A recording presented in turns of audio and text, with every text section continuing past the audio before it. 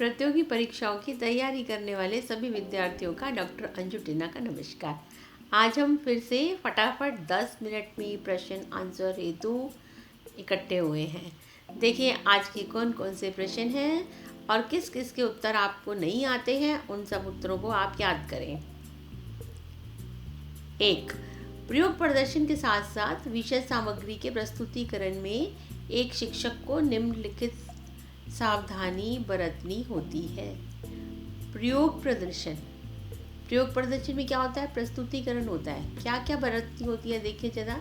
दृष्टांत का पर्याप्त प्रयोग, उचित प्रश्नों की प्रस्तुति, स्पष्ट उच्चारण एवं भाषा प्रवाह, उपरोक्त सभी। इसका उत्तर हो जाएगा उपरोक्त सभी, क्योंकि प्रयोग प्रदर्शन के दौरान शिक्षक को जो प्रयोग कर रहा है उसके दृष्टांतों का भी ध्यान रखना पड़ता है, प्रश्नों की भी प्रस्तुति करनी पड़ती है और स्पष्ट उच्चारण एवं भाषा प्रवाह भी करना पड़ता है। कक्ष में विचार संप्रेषण की सबसे बड़ी समस्या है। बताएं, जब हम विचार संप्रेषण कर रहे हैं तो कक्षा में शोरगुल, संप्रेषण में कठिनाई तो है ही, शिक्षक के स्तर पर भ्रांति, कक्षा में अधिक बाह्य व्यवधान और शिक्षा सामग्री का अभाव। यदि शिक्षा सामग्री का अभाव है तो ये सबसे बड़ी समस्या है। यदि ये हमारे पास में प्रेजेंट है शिक्षा सामग्री, तो हमारा अपने आप ही शोरगुल भी शांत हो जाएगा, शिक्षक स्तर पर भ्रांति भी खत्म हो जाएगी और बाह्य व्यवधान भी खत्म हो जाएगा। तो सबसे बड़ी समस्या क्या है? शिक्षण सामग्री का अभाव। कोहलर द्वारा प्रतिपादित सीखने का नियम किस सिद्धांत पर आधारित है? आपको याद होगा, सूझ पर। अनुक्रिया किस पर थी? अनुकरण किस पर थी? प्रतन और भूल किस पर था? ये याद करो। कोहलर का किस पर था? सूझ पर।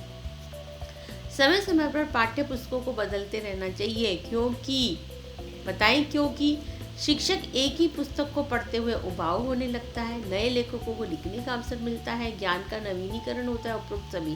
देखिए इसमें क्या है, मेन जो रीज़न है ना, यदि एक ही पुस्तक डेली आती है ना तो हम उसको रट्टे जैसा मान लेते हैं और हमें उसका पेज याद होने लगता है, तो हम उसमें नयापन नहीं कर पाते हैं। तो मेन क्या है, उसमें उबाऊ होने लगता है।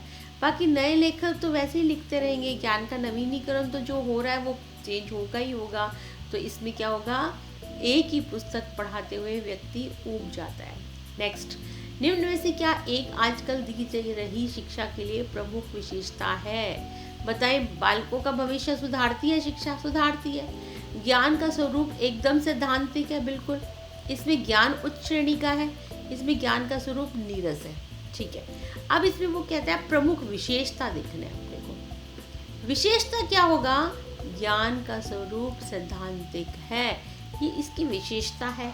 भविष्य सुधारती है, ज्ञान उच्च श्रेणी का है, ज्ञान का स्वरूप नीरस है, ये चीज़ें अलग हो जाएंगी। इसमें ज्ञान का स्वरूप एकदम सैद्धांतिक है, ये इसकी विशेषता हो जाएगी। नेक्स्ट प्रश्न, अनुभव द्वारा व्यवहार में परिवर्तन लाना ही अधिगम है, ये किसने कहा था? अनुभव द्वारा व्यवहार में परिवर्तन पहले ही वीडियो लेक्चर में बताया था, गेट्स ने। गेट्स से कहा था व्यवहार में परिवर्तन तो आएगा ही आएगा। वो कैसे आएगा? यदि अनुभव द्वारा लाया जाएगा, तो वो गेट्स का कथन था। बालक के बड़ा होने के साथ साथ उसमें रुचि संबंधी प्रवृत्तियां, बालक के बड़ा होने के साथ साथ उसमें रुचि संबंधी प्रवृत्तियां क्या होगी? रुचि होगी तो निश्चित रूप से विकसित होने लगेंगी, रुचि भी विकसित होने लगेगी, अनेक रूपों में विकसित होने लगेगी, संख्यात्मक दृष्टि से सीमित हो जाएगी, संख्यात्मक और गुणात्मक रूप में अपरिवर्तित बनी रहेगी नहीं। बड़ा होगा जैसे जैसे तो उसकी रुचि संबंधी प्रवृत्तियां भी विकसित होने लगेंगी। नेक्स्ट, प्रभावी संप्रेषणकर्ता के रूप में आप निम्न में से सबसे पहले किसका चयन करेंगे? बताएं, संप्रेषण करना है यदि आपको तो आपके पास में क्या होना चाहिए? सबसे पहले उचित माध्यम होना चाहिए। मूल्यांकन की प्रक्रिया, संचार के उद्देश्य की दृष्टिकोण निर्दिष्ट करना, संचार के विभिन्न माध्यमों की पहचान करना, नहीं, ये सब नहीं होगा। हमारा क्या होगा? उचित माध्यमों का हम सबसे पहले चयन करेंगे। नेक्स्ट प्रश्न पर चलते हैं। निम्न में से क्या शिक्षा का एक यथार्थवादी लक्ष्य है?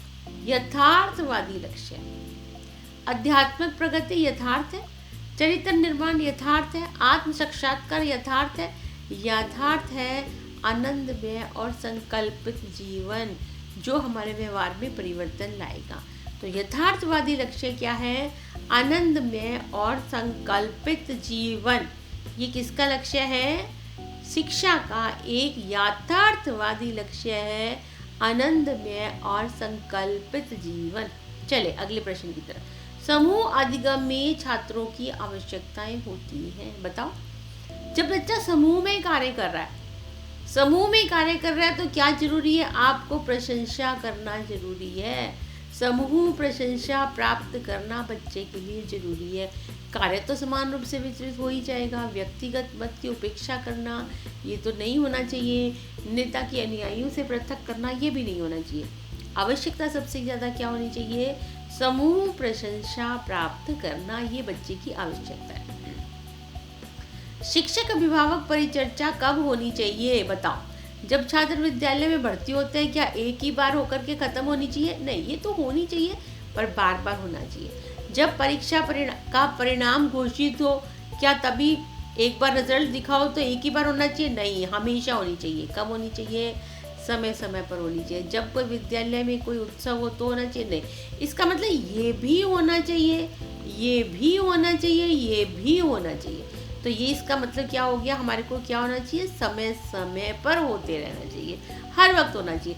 विद्यालय की भर्ती पर भी होना चाहिए, परिणाम घोषित होने पर भी होना चाहिए, और यदि कोई उत्सव है तो तब भी होना चाहिए। शिक्षण प्रक्रिया के दौरान सभी बालक आपके द्वारा पूछे गए प्रश्न का सही उत्तर नहीं दे पाते, तो आप इस समस्या का समाधान कैसे करेंगे? बताओ।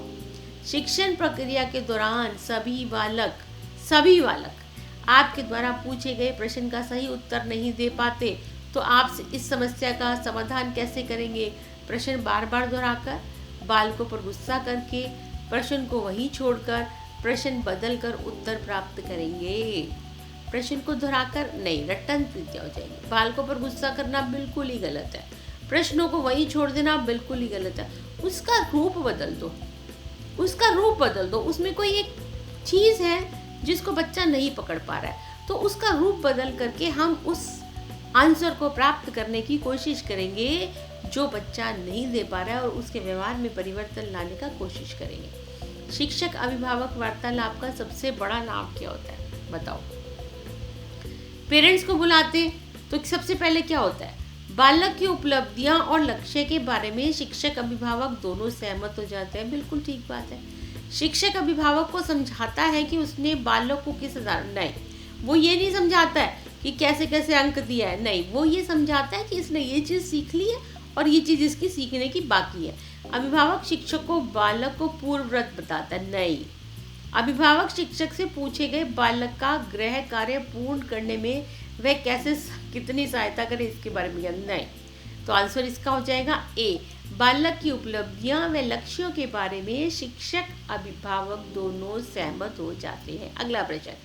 कक्षा में धीमी गति से सीखने वाले बालक को एक शिक्षक निम्न में से क्या उपाय करेगा? बताओ। शिक्षक अतिरिक्त समय देकर उन्हें पढ़ाए, कर सकता है। ऐसे बालक अलग कक्षाएं चलाए, बिल्कुल कर सकता है। कम गृह कार्य दिया जाए, कर सकता है। बट ये सब एक ही कक्षा में करने वाला नहीं हुआ ना, ये सब के लिए हमें क्या होगा? अलग से समय दिया जाना पड़ रहा है। पुरस्कार प्रदान करके उसका उत्साह वर्धन करें।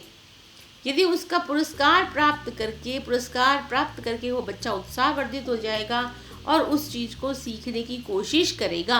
अतः पुरस्कार प्रदान करके उत्साहवर्धन किया जाए तो धीमी गति वाले बच्चे भी जल्दी जल्दी सीख सकते हैं। निम्न में से व्यवसाय परक शिक्षा का लक्ष्य क्या है? नाम से ही पता है, शिक्षा से व्यवसाय मिले।